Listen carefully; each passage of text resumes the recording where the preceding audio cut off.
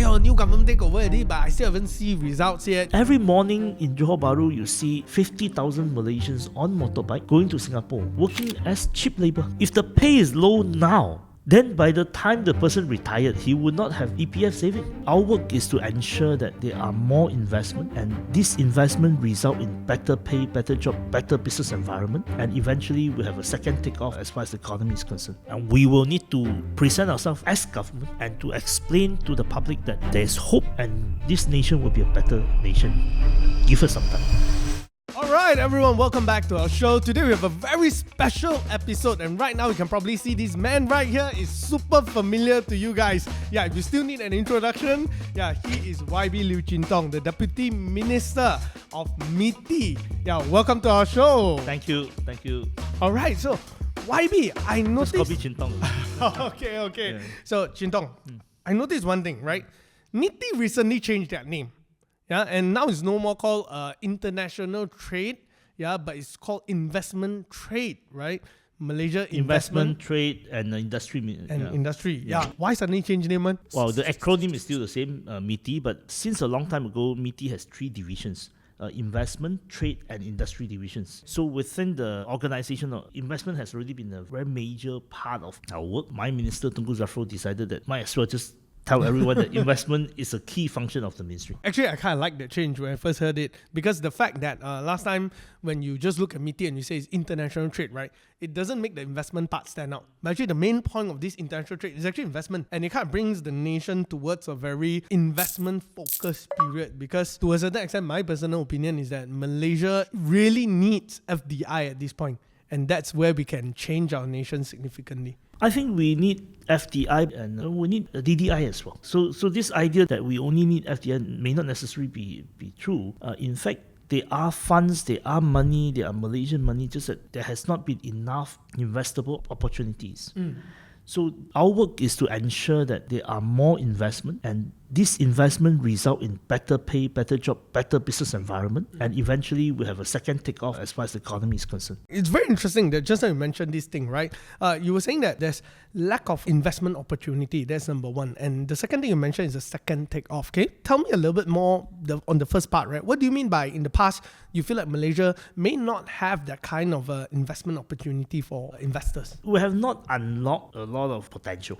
For instance, we produce solar panels and export to other countries. And we have sunshine. We have the longest sunshine compared to most other societies annually. That's true. Right? But we have not actually unlocked the potential of renewable. Right? Now this has been unlocked by this government. We are moving towards a lot more investment into renewable energies. So this is where I say we need to create a lot more investable projects with reasonable returns, so that Malaysians also say that instead of putting my money in the banks, there are Malaysians who move their money out of the country. They see that there is a potential for a second takeoff, and therefore they say, let me park my money here because this is where there will be returns. Right. Or there will be reasonable returns or even good returns. Yeah. On second takeoff, you see, between 1988 and 1997, the size of Malaysia's GDP doubled. And I still remember as a kid, every other month you have teachers saying that, I thank you very much, bye-bye, I am moving to private sector. Because at that point of time, the private sector pay a lot better than public sector. And the opportunities in the private sector was very good. It was also a time when Malaysians who left, the Malaysian diaspora who left in the 70s and 80s, decided to come back. Many of them came back in the early 90s because there were opportunities. And it was also a time where the mood was very positive. The mood was positive, maybe overexcited or contributed to the crisis to a certain extent. But still the mood and the sort of outlook was positive. So we had a lot of growth in the early 90s. Actually, today, public sector at certain level pay better than private sector. Yes, that's right. So this is a reverse. But I hope we'll see possibility of a second takeoff, where within, say, 10 years, 12 years, we'll see the size of GDP double. We'll see income increase, improve. Whether it's possible, what happened in the 90s was, number one, in 1997, there was an Asian economic crisis. In 1998, there was a major political crisis, which saw Dato Sri Anwar Ibrahim being sacked and sent to the prison. But number three, more importantly, in 2001, China joined WTO. When China joined WTO, what was the actual effect? The long-term effect was there has been a premature deindustrialization in Malaysia and around the region. Manufacturing growth actually declined. So investment in manufacturing were no longer vibrant. A lot of investment went into low-end sector. Why? Because China was a huge place where the whole world invested in manufacturing. But what has changed? I think COVID and the recent crisis have changed the whole world. It has changed the way investors, it has changed the way businesses look at risks. There was a period of time where everyone was looking at just in time. Efficiency was the number one concern. Every manufacturer was looking for the cheapest place to produce. But after the crisis, I think we are now facing what is called a poly-crisis. We are facing pandemic and future pandemics, potential financial crisis, geopolitical crisis between US and China, between Russia and Ukraine. And we are facing something that has not been talked much about in Malaysia, but something that we will have to deal with. The climate crisis. So the world is now no longer talking about just in time. It is talking about just in case. And economic security, even if it is not the only priority, efficiency and security is now equally important. The way we see things, the way investors assess risks has shifted tremendously. And whether it is decoupling or de-risking, when you talk to European investors, when you talk to American investors, and even Chinese investors from China, they are now looking at not putting all manufacturing eggs in China, in the China basket. It is about moving a bit or maybe a large extent or maybe half, maybe 1/3 of the manufacturing capacity away from China, which is why they call it China Plus One. So where would this investment go? Where would this manufacturing capacity go?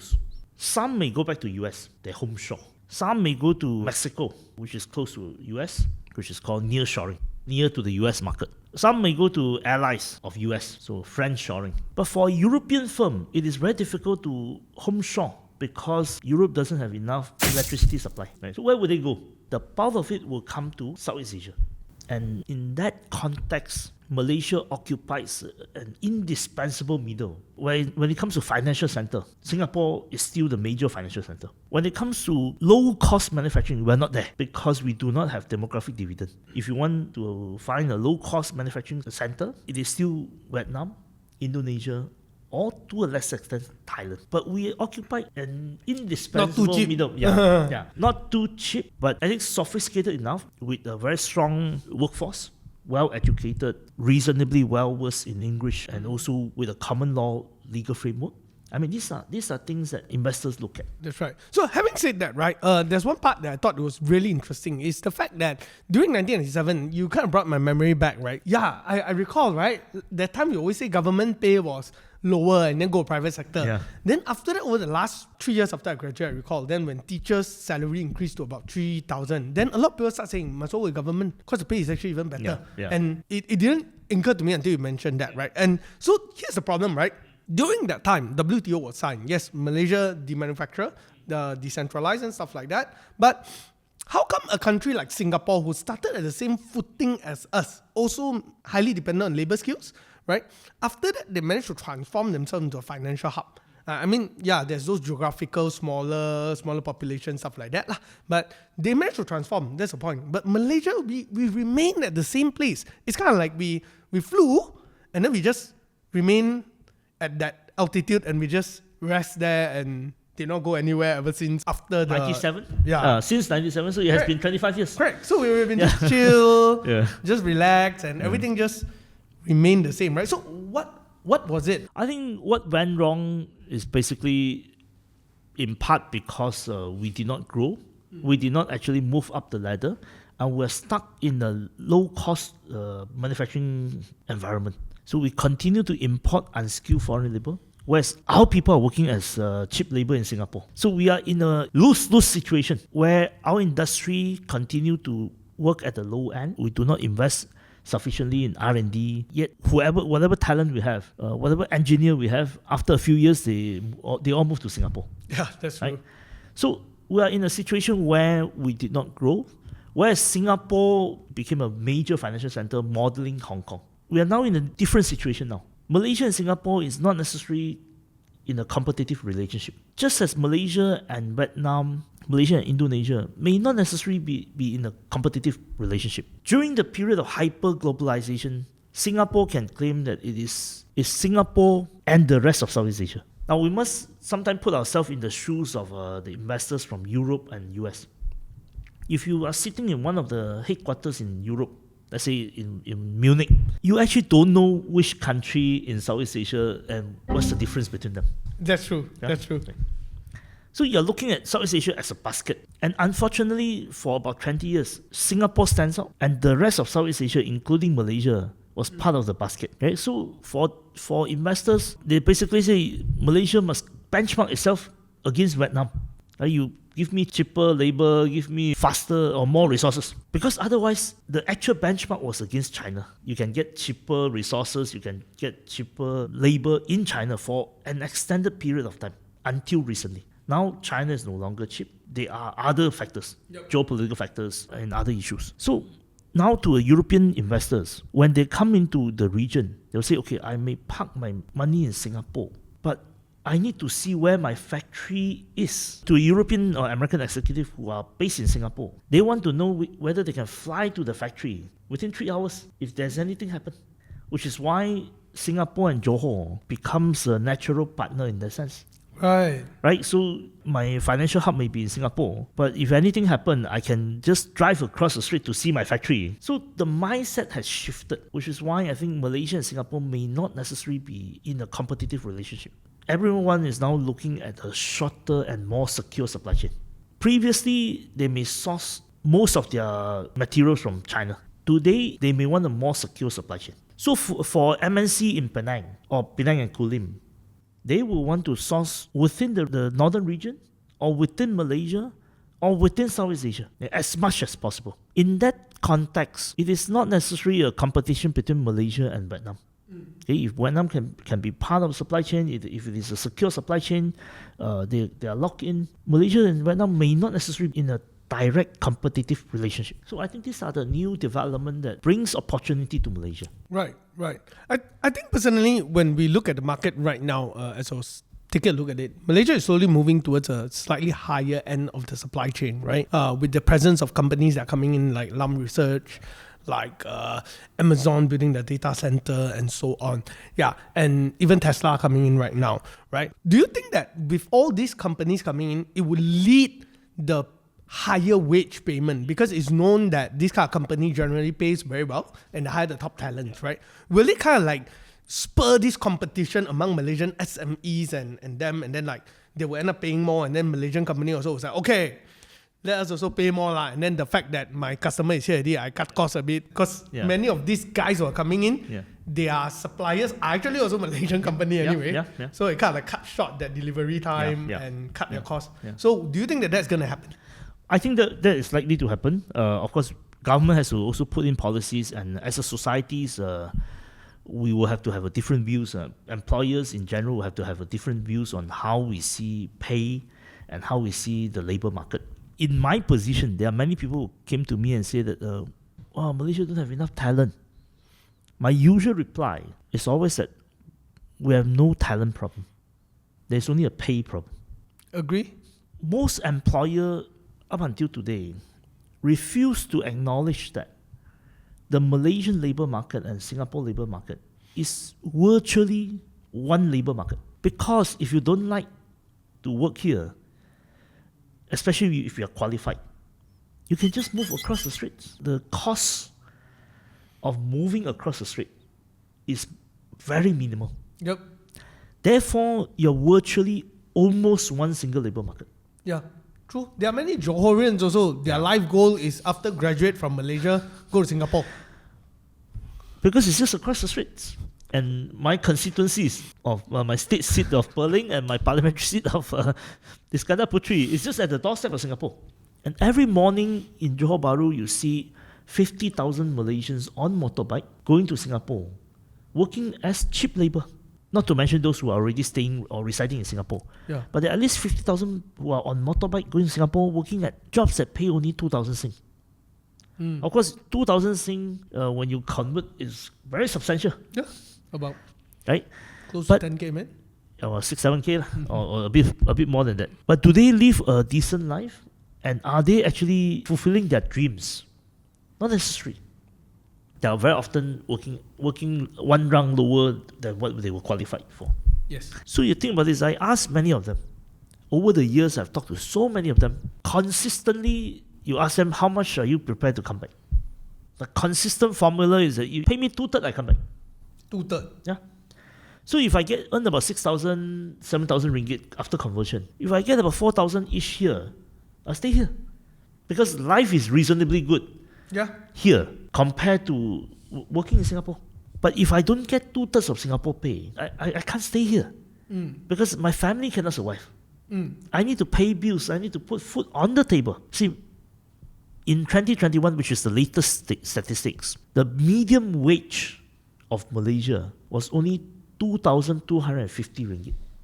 What is a median wage? A median wage means out of the 9 million Malaysians who are salarized, who are receiving a monthly wage, 50% of them are paid less than 2,250 ringgit.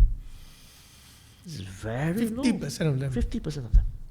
Of course, if I graduate, if I'm a young graduate, after I graduate, I say the pay is too low in formal sector. So I become a Grab driver. Yeah. I become a food panda delivery boy. After that, I say, okay lah, I have a degree. This is going nowhere. I work in Singapore. But that is not good for Malaysia. It is not good for tax collection. If everyone is poor, that means the government cannot tax you for income tax. Correct. Right? So whenever people say that, oh, our tax base is small, therefore we need to introduce GST, I say the moment you introduce GST, you are taxing people who are not qualified to pay income tax. And why are they not qualified to pay income tax? Because their pay is too low. So you need to solve the pay problem. Secondly, dealing with the questions of aging society. Okay, we're going to age at some point. Yeah. If the pay is low now, then by the time the person retired, he would not have EPF saving. That's true. Right? Not to mention the withdrawals. Today your pay low, of course, at the end of your career, your saving will be very low. Yeah. So again, it's not to fix the retirement payment or retirement situation or retirement saving. It is to fix the payment or wage now. Correct. Could be too late by then. Exactly. There's nothing much you can do. Yeah. So our society needs to see that we need Malaysians to be paid better so that they can work here and they don't have to work as what they call gig workers. Right? They can work in the formal sector. They find that the formal sector pay reasonably well and they don't have to think of working in other countries. Yeah. And we are in a unique opportunity now. This is a unique moment in history where we have investment. Now the question is how, after the investor comes in, how do we translate the investment into higher pay jobs? How do we translate the investment into better pay, better jobs for Malaysians? Hey guys, do you know we just launched our newsletter? If you would like to have some exclusive weekly financial tips, some of our thoughts behind the scene, and My thoughts about the market? you can go to www.mrmoneystv.com to sign up for the newsletter. When you subscribe for the newsletter, you will get an ebook and also a retirement calculator. So what you waiting for? Sign up now! So let's talk about politics a bit, right? Okay. This time around is very interesting, this PRN. I think although it's not catching super media attention to a certain extent, I think because people are a bit politically tired also lah, right? But as I try my very best to follow the news right now when it comes to PRN, it's very interesting because for the first time ever, Muda actually came out and then said that, hey, I want to compare as a third thing. Some are worried, some are not, but either way, I think it's quite interesting to see that. On the other hand, there is a lot of question about many people are predicting that PN will likely win all the state election. Yeah. What are your thoughts? Do you think like PN is really gaining the foothold? I mean, I thought about it. The fact that everyone chose, there are many people who actually chose PH, right? And how come suddenly until state election time, then all the media news seem to be very much focusing on PN side and coming out with very positive news towards there. But PH on the other hand, not much of news. Very quiet. It's like, do your own thing. Don't bother, just go, kind of thing.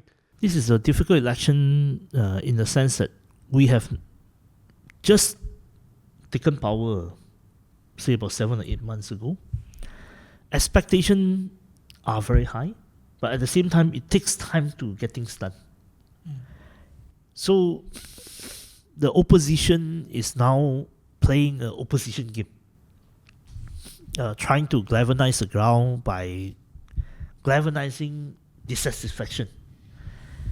I don't know how far their strategy would go. Of course, they can continue to use dissatisfactions, but it will require the government to explain to the public that the government has a plan, and the government plan will be one that will see many Malaysians living a better life, say in 3-5 years' time. So the conversation is not easy because of this short period of time in power, trying to fix things and not being able to present ourselves as government because we were opposition. And I think, unfortunately, our opponent only know how to campaign as opposition. So they were campaigning to try to burn the house down. Okay?